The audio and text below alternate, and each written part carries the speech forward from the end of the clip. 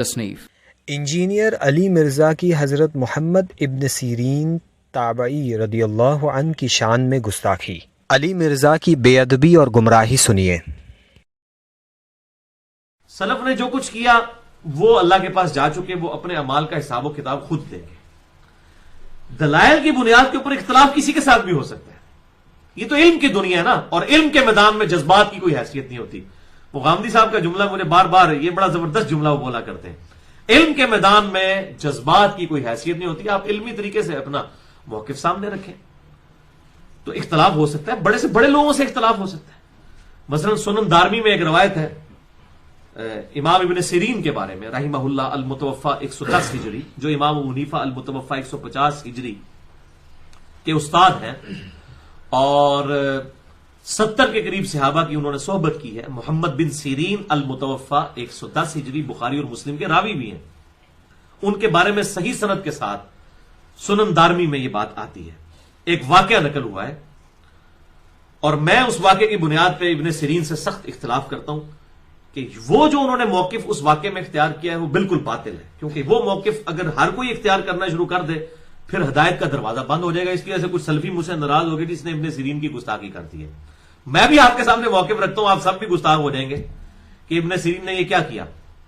سنن دارمی میں مقدمے میں صحیح سند کے ساتھ یہ بات موجود ہے کہ امام ابن سیرین کے پاس کچھ لوگ آئے، انہوں نے کہا کہ ہم آپ کے سامنے قرآن کی آیات بیان کریں۔ انہوں نے کہا میں آیتیں نہیں سنتا۔ انہوں نے کہا نبی صلی اللہ علیہ وسلم کی احادیث کچھ بیان کریں۔ انہوں نے کہا میں حدیث نہیں سنتا۔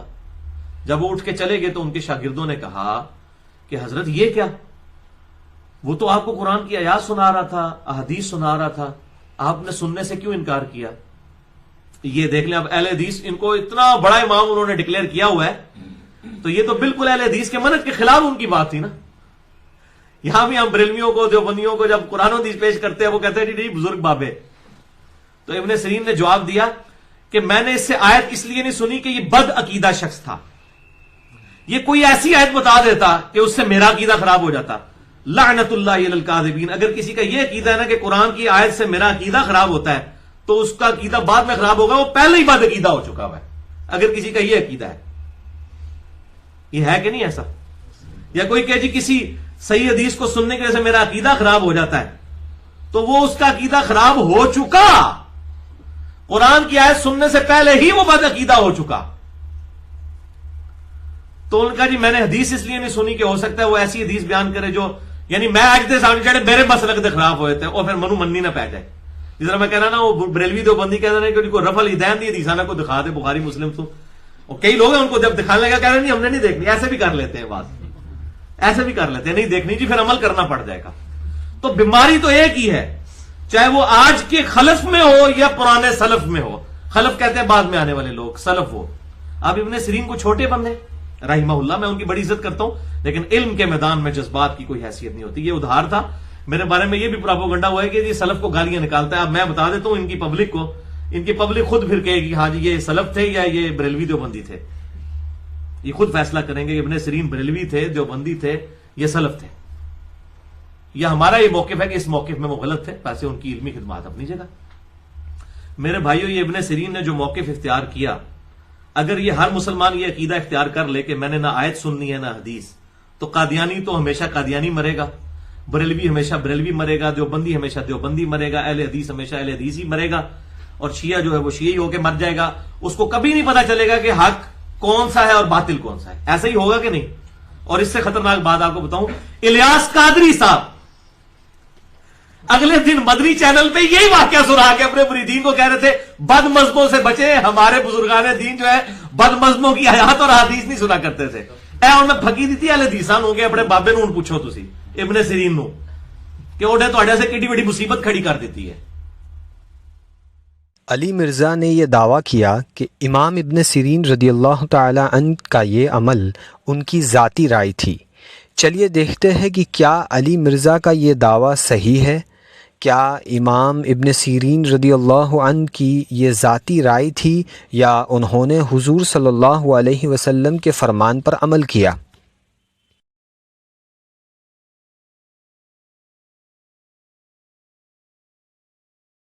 بسم اللہ الرحمن الرحیم والحمد للہ رب العالمین۔ ابھی آپ نے سنا ایک شخص نے جلیل القدر تابعی حضرت محمد بن سیرین رحمۃ اللہ تعالی علیہ کے تعلق سے ایک بہت ہی غلط بات کہی اور حضرت محمد بن سیرین رحمۃ اللہ تعالی علیہ کی بارگاہ میں بہت بڑی گستاخی کی، بہت بڑی بے ادبی کی۔ یہ کہنا تو اپنی جگہ درست ہے کہ دلائل کی روشنی میں کسی سے اختلاف کیا جا سکتا ہے، لیکن اس کی ایک حد ہے۔ ہر کس و ناقص بڑے سے بڑے عالم دین، بڑے سے بڑے محدث، فقیہ، مجتہد سے اختلاف کرے اور کہے اس دلیل کی بنیاد پر میں اختلاف کرتا ہوں، یہ اس کی بات نامقبول ہے، یہ بات بالکل مردود ہے۔ اس لیے کہ اختلاف کا ایک معیار ہے، اختلاف جو کر رہا ہے اور جس سے کر رہا ہے اس کے درمیان ایک معیار ہونا چاہیے۔ حیثیت کیا ہے، معیار کیا ہے؟ ایک معمولی طالب علم امام غزالی سے اختلاف کرے اور کہے کہ میں اس دلیل کی بنیاد پر اختلاف کر رہا ہوں۔ بہرحال اختلاف کا ایک معیار ہے، اس معیار سے اگر ہٹ کے اختلاف کیا جائے تو وہ بے ادبی، گستاخی اور گمراہی بھی ہو سکتی ہے۔ یہی کام ابھی یہ لیکچر دینے والے شخص نے کیا۔ نہ جانے یہ کیا ہے، رافضی ہے، خارجی ہے، مودودی ہے، یہ تو سمجھ میں نہیں آ رہا ہے، لیکن اتنا ضرور سمجھ میں آ رہا ہے کہ یہ شخص بہت بڑا گستاخ ہے اسلاف کرام کا، اولیاء کرام کا۔ اہل سنت و جماعت میں سے یہ شخص نہیں ہے، اتنی بات طے ہے۔ اس شخص نے حضرت محمد بن سیرین رحمۃ اللہ تعالی علیہ کی جانب غلط انداز میں ایک بات منسوب کی ہے۔ آپ نے سنا حضرت محمد ابن سیرین رحمۃ اللہ تعالی علیہ کے تعلق سے کہا کہ ان کے پاس کچھ لوگ آئے اور انہوں نے کہا کہ ہم آپ کو کچھ قرآن کی آیات سنائیں، تو انہوں نے کہا میں قرآن کی آیت نہیں سنتا۔ کہا کہ کچھ حدیث سنائیں، انہوں نے کہا کہ میں حدیث نہیں سنتا۔ جب وہ چلے گئے تو لوگوں نے کہا کہ یہ کیا بات ہے، آپ کو تو وہ قرآن کی آیت سنا رہا تھا، حدیث سنا رہا تھا، آپ سن لیتے۔ انہوں نے کہا کہ وہ بدعقیدہ تھے، ہو سکتا ہے کہ کوئی ایسی آیت وہ پیش کرتا ہے، کوئی ایسی حدیث پیش کرتا ہے جس سے ہمارا عقیدہ بگڑ جاتا ہے۔ تو سب سے پہلی بات تو یہ ہے کہ کچھ لوگ آئے اور انہوں نے قرآن کی آیت سنانا چاہا، حدیث سنانی چاہی، تو انہوں نے انکار کر دیا، میں آیت نہیں سنتا، حدیث نہیں سنتا۔ اس انداز سے بیان کیا اس شخص نے کہ ایسا محسوس ہو رہا تھا کہ حضرت محمد بن سیرین قرآن کی آیت نہیں سننا چاہتے، حدیث نہیں سننا چاہتے۔ بات دراصل یہ ہے کہ سنن دارمی کے اندر جو روایت ہے اس روایت میں الفاظ ہیں دخل رجلان من اصحاب الاہواء علی ابن سیرین، حضرت محمد ابن سیرین کے پاس دو بدعقیدہ شخص آئے۔ اب سوال یہ ہے کہ کیا بدعقیدہ شخص سے قرآن کی آیت سننا، حدیث سننا، کیا یہ درست ہے؟ حضرت محمد ابن سیرین رحمۃ اللہ تعالی علیہ نے قرآن کی آیت بدعقیدہ شخص سے نہیں سنی، حدیث پاک نہیں سنی، تو کیا یہ محمد ابن سیرین کا اپنا عمل تھا؟ کیا انہوں نے اپنی رائے سے ایسا کیا کہ اس سے اختلاف کیا جا سکتا ہے؟ یا یہ ہے کہ یہ طریقہ صحابہ کرام کا بھی تھا اور نبی پاک صلی اللہ تعالی علیہ وسلم نے بھی یہ تعلیم دی ہے کہ بدعقیدہ شخص سے قرآن کی آیت نہ سنی جائے، حدیث نہ سنی جائے، بدعقیدہ کی صحبت میں نہ بیٹھا جائے، اس کے ساتھ دوستی نہ کی جائے۔ دیکھنا یہ ہے۔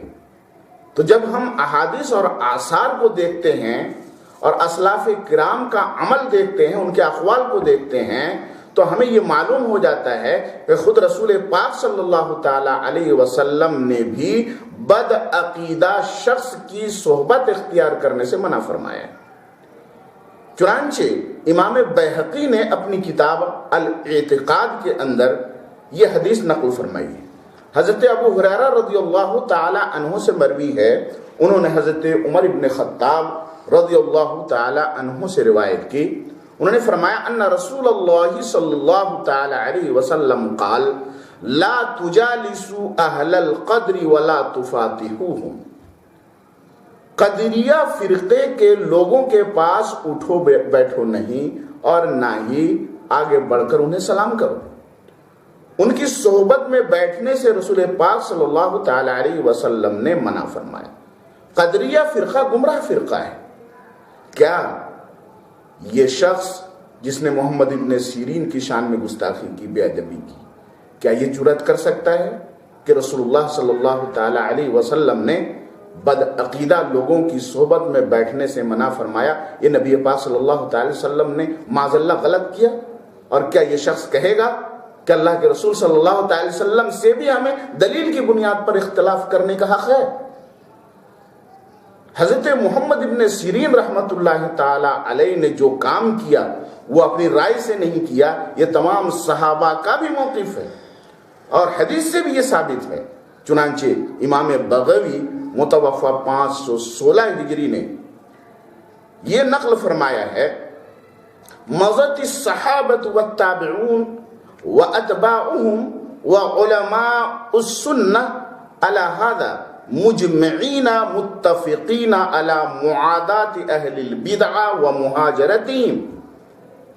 تمام صحابہ کرام گزر گئے، تابعین کا دور گزر گیا، تب تابعین گزر گئے، اور اکابر علماء اہل سنت سب کا اس بات پر اتفاق ہے کہ اہل بدعت سے دوستی نہ کی جائے، ان سے عداوت رکھی جائے، بغض رکھا جائے، وہ مہاجرتہم، اور ان سے بالکل قطع تعلق رکھا جائے۔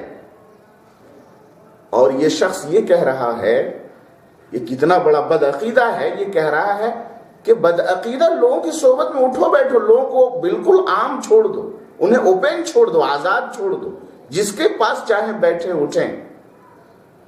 یہ صراحتاً رسول پاک صلی اللہ تعالی علیہ وسلم کی حدیث کے خلاف ہے، صحابہ کے عمل کے خلاف ہے، تابعین کے عمل کے خلاف، تبع تابعین کے عمل کے خلاف، علماء اہل سنت کے عمل کے خلاف۔